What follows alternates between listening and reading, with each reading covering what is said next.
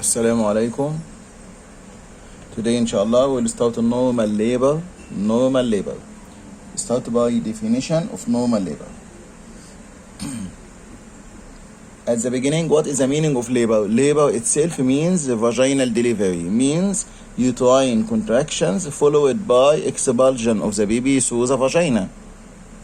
This is the meaning of the word labor. But not all vaginal deliveries are considered normal labor.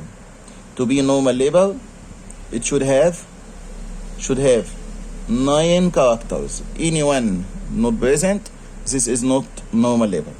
So the characters of the definition of normal labor: number 1, should be spontaneous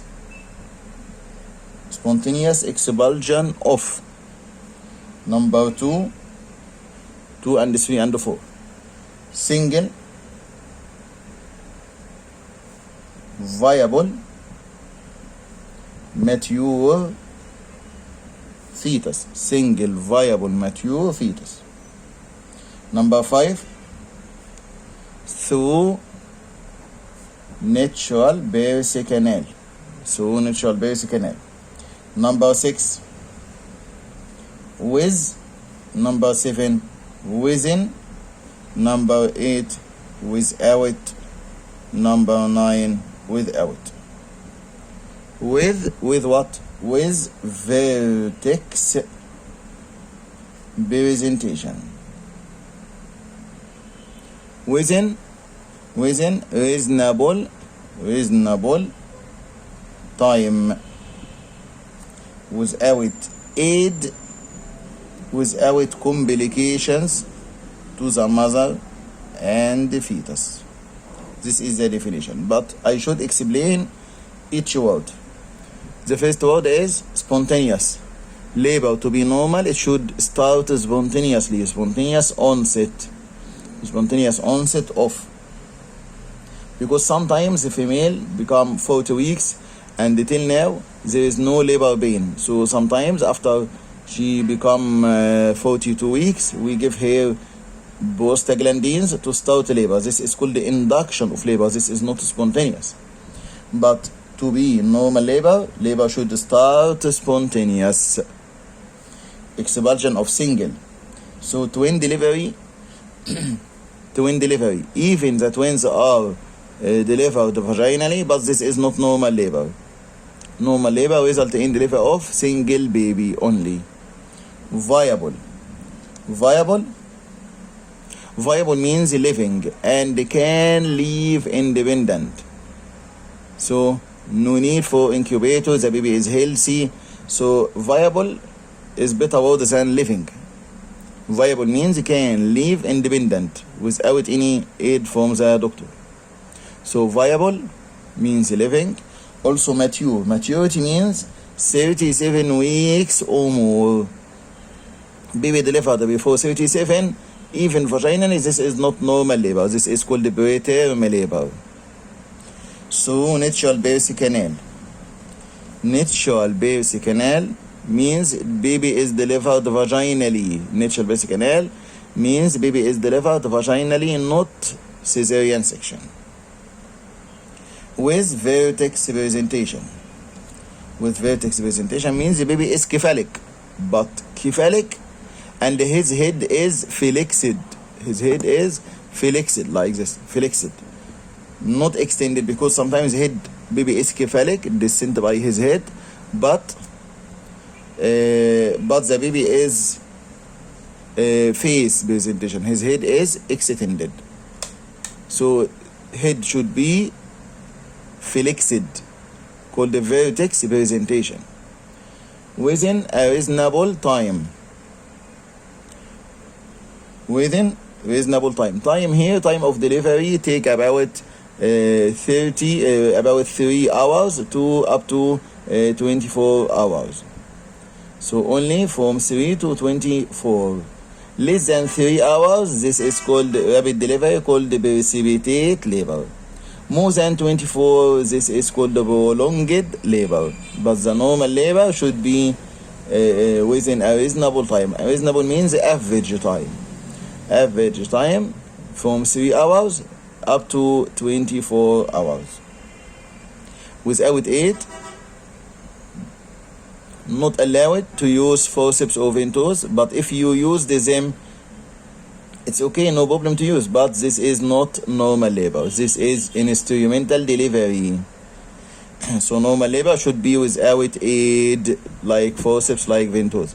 But there is here exceptions, two exceptions. There is two aids. If we use them, still the definition is normal labor. These two are oxytocin and episiotomy. Oxytocin, if we use the oxytocin is drug which stimulates the uterine contraction to be stronger. We don't start labor by it, but make labor or make uterine contraction more strong. Also, episiotomy, if we use the episiotomy, still the definition is normal labor. Episiotomy and oxytocin. The last one is without complications to the mother and the fetus. The result of labor should be safe delivery. If there is any complication to mother or fetus, the definition is not normal labor. Normal labor should be healthy mother and healthy fetus after delivery. So without complications to the mother and fetus. This is the definition of normal labor. Very, very important definition. You should save it well. Second item, what are stages of labor? Stages of labor, there are 4 stages, not 3. Some of you think there are 3. No, there are 4 stages. First stage is cervical dilatation. Cervix is closed, start to dilate from 0 up to 10 centimeters. Cervix start to dilate up to fully dilated cervix 10 centimeters. This is called the first stage. Here, this is the cervix, this is the uterus. Cervix dilate. Cervix dilate, this is called the first stage. Inside the uterus there is baby and there is placenta. Delivery of the baby is second stage. Delivery of placenta is the third stage. After delivery of placenta, patient remain under observation for 1 hour, called the fourth stage. So fourth stage of labor is 1 hour after delivery of placenta for observation for free-form postpartum hemorrhage. So first stage cervical dilatation. Second stage is delivery of the baby. Third stage is delivery of placenta. Fourth stage is 1 hour postpartum observation free-form postpartum hemorrhage. Then we will discuss all these stages. We will discuss first, second, and the third stage. Fourth stage we already finished now, just to know what is the meaning. But each stage will take 1 video. First stage, 1 video. Second will take 1 video, and the third will take 1 video. We will take some definitions in this video, some definitions. Then, inshallah, in other video we will start the stages of labor. We will take what is the meaning of moulding. What is the meaning of the word moulding? We know that the skull of the baby, if we look to the skull, this is like this. Here you will find sagittal suture and 2 coronal sutures, and here there is frontal suture. So this is anterior fontanelle. Anterior fontanelle has other names. Anterior fontanelle has other name called sensibat or called berigma. This is anterior fontanelle. It is large and quadrangular in shape, while posterior fontanelle, this is sagittal, and here there is lamidoid suture and the other lamidoid suture. So this is triangular in shape. Posterior fontanelle is triangular in shape, and it is small and ossified on full term, while anterior fontanelle is not ossified with delivery. It will be ossified after 1.5 years, about 18 months. Okay, these are the sutures and the fontanelle. Here, this is parietal bone and this is parietal bone. This is occipital bone, this is frontal bone. Now, moulding means what? Means the head during labor will change in size. It will be compressed. Compression on the head will cause the parietal bone to overlap over the other parietal bone, or parietal bone overlap over the occipital bone. This is called moulding. But never frontal bone overlap on the frontal bone, never in the frontal sutures. So, what is the meaning of moulding? A change in the size and the shape of the fetal skull. This occurs during labor. There are 3 degrees of moulding. Suppose that these are the 2 parietal bones. This is no moulding. When they become like this, the suture now is obliterated. This is grade 1. If the 2 skull bones become over each other like this, each above the edge, this is called overlapping and what? And reducible. If become like this, the 2 skull bones, there is overlapping and irreducible. So 3 degrees of moulding. At first, no moulding. First degree is moulding, which is obliteration of the suture. Second degree, overlapping and reducible. Here, overlapping and irreducible. These are 3 degrees of moulding according to the degree, and this is very important. Also, so we write them +1, 2 plus, 3 plus. Mild, moderate, severe moulding. Also, according to the site, we will find that moulding may be parieto-parietal or parieto-occipital. Parietal bone over parietal bone and parietal bone over the occipital bone. Never frontal sutures overlap. So these are the types according to the site. What is the advantage of moulding? Moulding causes small size of the head, so easy delivery. Help the easy delivery. Also allow delivery in mild degree cephalopelvic disproportion. When the head is mild, larger than the pelvis, with moulding the head becomes smaller than pelvis, so can be delivered. When there is mild degree cephalopelvic disproportion. Disadvantage of moulding is the severe moulding. With severe moulding, severe compression on the brain may cause brain edema, brain laceration, may cause intracranial hemorrhage. So disadvantage present in the 3rd degree. In the 3rd degree moulding or severe moulding can cause intracranial hemorrhage. This is moulding. Other definition you should know.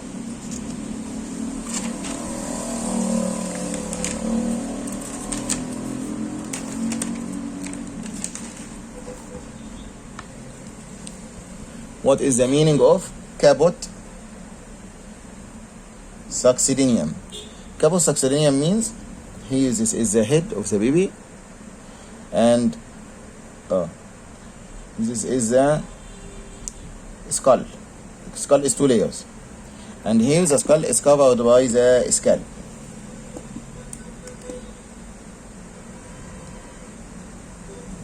In this case, head is compressed here.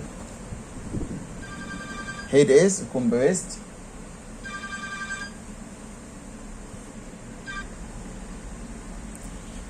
about caput succedaneum. This means edema of the scalp.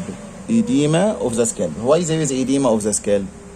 Because there is compression on the head at this point. When there is compression, so venous return is decreased. So there is edema of the scalp. This occurs in the living baby only, because venous return is present in the living baby only. So what is the meaning of caput? Means the head of the baby will be swollen due to edema of the scalp. Due to what? Due to compression on the head. about caput succedaneum, causes may be spontaneous, may be induced. Head is compressed due to difficult delivery. This is spontaneous, or called obstructed labor or prolonged labor. But sometimes occur induced by ventouse. Ventouse cause suction of the scalp of the baby.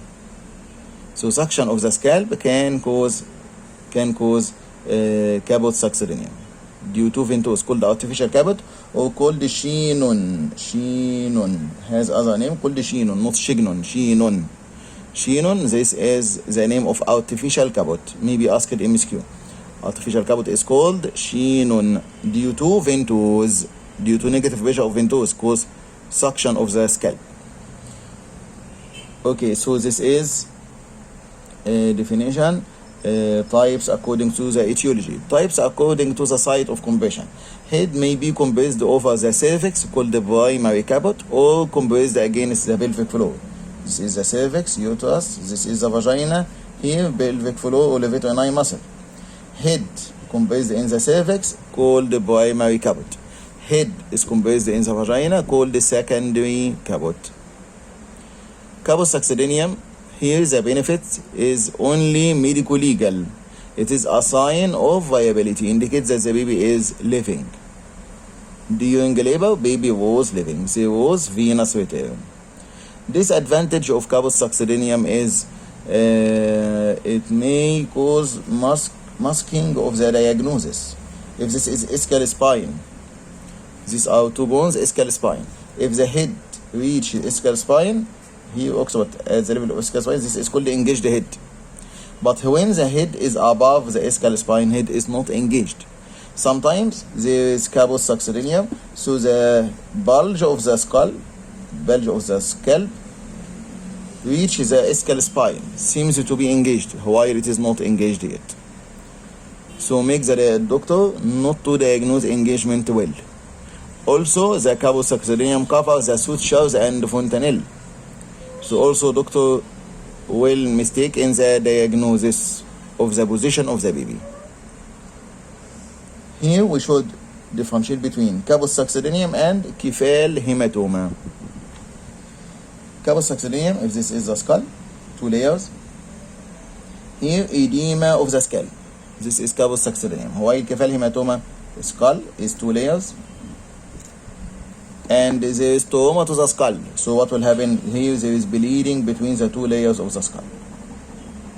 So there is bleeding. Here this is blood. So the skull will be swollen also. But will be swollen, only half of the skull will be swollen. Because there is sagittal suture here. Sagittal suture here. So caput succedaneum, this is localized or diffuse. This is diffuse swelling. It will cause the suture, while here it is localized swelling. In cephal hematoma, it is localized swelling. Half of the skull only localized, not cause the suture or respect the suture. But caput succedaneum not respect the suture. It will cause to the other side. Caput succedaneum is edema of the scalp. Edema means beating or none. It will be beating swelling. Appear during labor, and this appear after labor by 1 to 2 days. In comparison, the cephal hematoma, this is hematoma, blood. So it is hematoma under the periosteum of the skull. Outer layer of the skull is called the periosteum. So it is subperiosteal hematoma. Beating or none, it will be non-beating because it is bone, it is hard. Also, this caput succedaneum during labor, but cephal hematoma until blood is collected, and this will take time. So 1 to 2 days after delivery, but this appear take longer time, about 1 to 2 weeks after delivery. Caput, as we know, the etiology is spontaneous or induced by ventouse, called the artificial caput or chinon. But cephal hematoma, the cause is trauma to the skull. Also, hematoma means hemolysis, means maybe neonatal jaundice. Neonatal jaundice may be present in cephal hematoma. But caput succedaneum, this is edema, so no edema, no jaundice in the baby. Also, there is, as we mentioned already, not cause the suture, which is cephal hematoma, not cause the suture or equal to localized, respect the suture. While caput succedaneum, it is diffuse and cause the suture. Here, cephal hematoma associated with fracture because the cause is trauma. While caput succedaneum, no fracture here. The last thing is treatment. Both of them, just observation of the baby, conservative treatment and observation of the baby, and spontaneous resolution will occur. But just observe the baby. Vitamin K we can give, but vitamin K is given as a routine in all babies, not only with cephal hematoma. Routine now, any baby delivered, we give him vitamin K. This is caput succedaneum. Discuss with you now, inshallah, engagement. Engagement, what is the meaning of engagement? Definition of engagement. Engagement means passage of the head into the pelvis. This is the meaning. Head will pass inside the pelvis. So definition, passage of the widest diameter of the presenting part. Presenting part here in normal labor is the head of the baby. Presenting part is the head of the baby. Passage of the widest diameter of the presenting part, which is the head, through the pelvic inlet.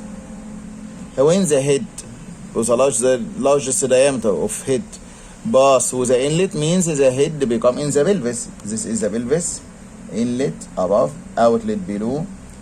When the largest diameter pass through the inlet, like this, now the head become inside the cavity, inside the pelvis. What is the largest diameter of the head here? Widest what? Widest transverse diameter. You should add this word in your definition. Add it to the notes. Passage of the widest transverse. Add this word. Widest transverse diameter of the head through the pelvic inlet. What is the widest transverse diameter? Called the biparietal diameter. Biparietal diameter. And later I will show you some pictures for these details. So biparietal diameter is the largest transverse diameter. Is it equal to 9.5 centimeter. Parietal bone. If you remember, I draw the skull. Here there was parietal bone and the parietal bone. You will measure the distance from here up to here. From parietal eminence this point and till the parietal eminence other side. The distance between them is called biparietal diameter. The length of it is 9.5 centimeters. This is the definition. What is the time of engagement? Time. Duration. Time occur in primigravida differ from multipara. Primigravida first time to be pregnant. First pregnancy for her. So the abdominal muscles are strong. So engagement occur early before labor. Why? Because the abdominal muscles are strong, very strong. And this is the back, this is the pelvis. Patient in the last months, last 3 weeks of pregnancy. Baby become very large and fill the abdomen and cannot enlarge the abdominal wall more and more. So what will happen? The head of the baby will enter the pelvis. Because the baby become very large and abdominal muscles are strong. So engagement occur early. Early here means before labor start. In the last 3 months, in the last 3 weeks, in the last 3 weeks of pregnancy. So week number 38, 39, 40, you will find the engagement will occur. But multipara already delivered before, so her abdominal muscles are weak. So the baby can enlarge, baby when become larger size, the abdomen also, abdominal muscles can stretch more and more. It will accommodate the large baby. So what will happen? No engagement. No need for engagement here. Baby can distend the abdomen. So no need for the head to enter the pelvis. So the conclusion that primary gravida engagement occur before labor, occur in the last 2 or 3 weeks of pregnancy. Why? Because abdominal muscles are strong, cannot stretch more. But multi-bar engagement occur during labor, sometimes during second stage. So during labor, and engagement occur in labor only because the abdominal muscles are weak and can distend the abdominal wall. Here there is a problem when you examine the patient and find no engagement. This problem only if the patient is primary gravida. So I will answer now question. What are causes of delayed engagement? Cause of delayed engagement in primary gravida in the last 3 weeks. If the head of the baby is still high while the patient is primary gravida. What does it mean? This means that the pelvis is small, or the pelvis is small, or the head is large. So cause of delayed engagement here equal to causes of cephalopelvic disproportion, the same meaning. Cause of delayed engagement are number 1, or you can remember from the door. This is the baby, this is the pelvis. Either baby is large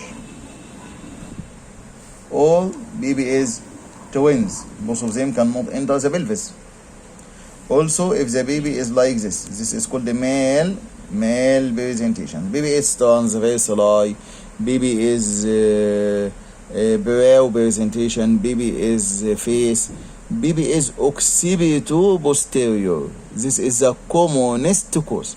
Commonest cause of delayed engagement in primary gravida is occipito-posterior. What is the meaning? Later, inshallah, we will know. Occipito-posterior, commonest cause of delayed engagement. While the last cause may be congenital anomaly in the baby. Like what? Like hydrocephalus. Here this is the pelvis. Pelvis is small, called the contracted pelvis. Also may be tumor here, tumor in the pelvis, called the pelvic tumor. Plus what? Plus other causes of delayed engagement, but not causes of obstructed labor or cephalopelvic disproportion. Like what? Maybe lax abdominal wall. Primary gravida may have lax abdominal wall similar to multi-bar. So also there is delayed engagement. Also maybe full bladder and rectum. So during the examination we should evacuate the bladder and the rectum. Also maybe miscalculation. We calculate for her she is 39 but still she is 35. So there is no engagement due to miscalculation. The most common cause, remember, is occipito-posterior. How to diagnose engagement? By history, by examination, general, abdominal, and local examination. History: patient with engagement, head become in the pelvis and leave the abdomen. Abdomen is free now. So what will happen? Dyspnea will be relieved. Patient 36 weeks will have dyspnea. But when engagement occurs, the fundal level of the uterus decrease. When fundal level decrease, compression on the diaphragm decrease, so dyspnea will decrease. So history, you will find the relief of upper abdominal symptoms. Like what? Like dyspnea. But in the same time, there will be pelvic pressure symptoms. Head will enter the pelvis, so there is frequency of micturition will occur. And also difficult walking, called the pelvic pressure symptom. So relief of dyspnea and upper abdominal symptoms, this is called the lightening. While pelvic Pressure symptoms also will occur in the same time. Also, there is general examination. You will find the waddling gait. Waddling gait. Patient walk in the street like penguin or like duck, called the waddling gait. Like penguin or duck, this is called the waddling gait. Waddling gait. This is the gait which indicates the engagement. Abdominal examination. As we know, fundal level will decrease. Fundal level will decrease. Fundal level on 36 weeks reach the xiphoid, xyphosternum.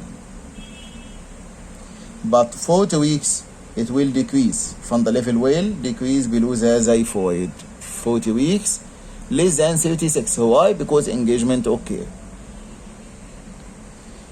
If this is the abdomen, this is the umbilicus, this is symphysis pubis, this is xiphoid. Fundal level at the symphysis pubis, this is 12 weeks. Umbilicus, this is 24. 36, this is xiphoid. Less than xiphoid, midway between xiphoid and umbilicus, this is 40 weeks or 32. So 40 is less than 36. Why? Because of engagement. Okay, so engagement, fundal level will decrease. What else? There is shelving. Shelving means what? Means when engagement occurs, the fundus is empty and directed forward. So the abdomen is bulging. There is bulge in the abdomen due to engagement. The bulge is like a shelf. Here, abdomen is bulge. But there is bulge in the abdomen forward due to empty fundus. Also, there is diagnosis of engagement by first pelvic grip. First pelvic grip means the doctor by his hand, if this is the abdomen, this is the back, this is the symphysis pubis, this is the head. Head now become in the pelvis. Doctor try to catch the head. Now when the head is in the pelvis, difficult to catch. But if this is the abdomen, this is the back, this is symphysis pubis, head here is not engaged. So doctor by his hand can catch the head easy. When the head is in the pelvis, difficult to catch. But when the head is not in the pelvis, this will be easy to catch the head. This is first pelvic grip. Second pelvic grip means by two hands. Try to put your two hands below the head. Here, there is no engagement. No engagement. Here, there is engagement. If you put your fingers below the head, here, you can reach below the head or not? Yes, we can reach below the head. No engagement, you can reach below the head. But here, there is engagement here. So, you cannot reach below the head. This is called the second pelvic grip. So, diagnosis of engagement by first pelvic grip, difficult to catch. Second pelvic grip, difficult to insinuate or put your fingers below the head. There is what's called the rule of fifths. When this is the symphysis pubis, head is like this. Divide the head into 5/5. If the head equal to 5/5 completely in the abdomen, this is not engaged. When head become 4/5 abdominal, but 1/5 in the pelvis, there is no engagement yet. But when become 3/5 abdominal and 2/5 in the pelvis, means there is no engagement yet. When to be engaged if there is 2/5 only, 2/5 abdominally and 3/5 vaginally. This is more than half of the head become in the pelvis, not vaginally, sorry, in the pelvis. 2/5 abdominally and 3/5 are present in the pelvis. So this is engaged. So if you want to remember number 2. 5/5 no engagement. 4/5 no engagement. 3/5 no engagement. Called engaging. but 2/5 I want this number. So put a mark on this number. 2/5 means engagement occur, while 1/5 also still engaged. So 2/5 is the beginning of the engagement in rule of fifths, or called the question method. Question method to diagnose the engagement. Okay, the last method to diagnose engagement is by use of ischial spine, called the Dooley station. This bone called the ischial spine in the pelvis. When the head is above, this is not engaged. Head at ischial spine, head means occiput, posterior fontanelle at the ischial spine, means engaged. Head is below, this is engaged more and more. If the head at ischial spine, this is called station 0. Very, very important. Dooley station is very important to know. Station 0 means ischial spine. While above it is minus 1, minus 2, minus 3, minus 4, minus 5 centimeter. If the head take minus, this means not engaged. If the head take plus 1, 2, 3, 4, 5, up to plus 5, means there is engagement. Plus 5, it means crowning, that we will take later what is the meaning of it. So when head is engaged, if it is station 0 or by plus, 0 or plus. But when it is not engaged, if it is minus, it is not engaged. Okay, the diameters for engagement, I told you in normal labor is by parietal diameter. There is other diameters according to the presentation. Later we will take them. If you want to save now and later we will discuss, it's okay. Maybe question in MCQ. Engagement in according to the presentation. Normal labor, this is by parietal. Also other one called suboccipito-pragmatic. Difficult to explain now. In other video I will explain inshallah. Also in occipito-posterior, diameter is called occipito-frontal. In face presentation, diameter is called the subminto. Face means subminto. Subminto what? Subminto-pragmatic or subminto-vertical. In brow, diameter is called the minto-vertical. In asynclitism, diameter is called subparietal, supraparietal. Brow and the shoulder presentation, no engagement, undeliverable. Brow is undeliverable and the shoulder is undeliverable. These male presentations we will take later inshallah, not now. I just mentioned their names, but expected you didn't understand them. Inshallah later I will explain in details. This will take other video inshallah. So now we finished the definition of normal labor. We finished some definitions like moulding, caput, and engagement. Next, inshallah, we will start the stages of labor. Thank you.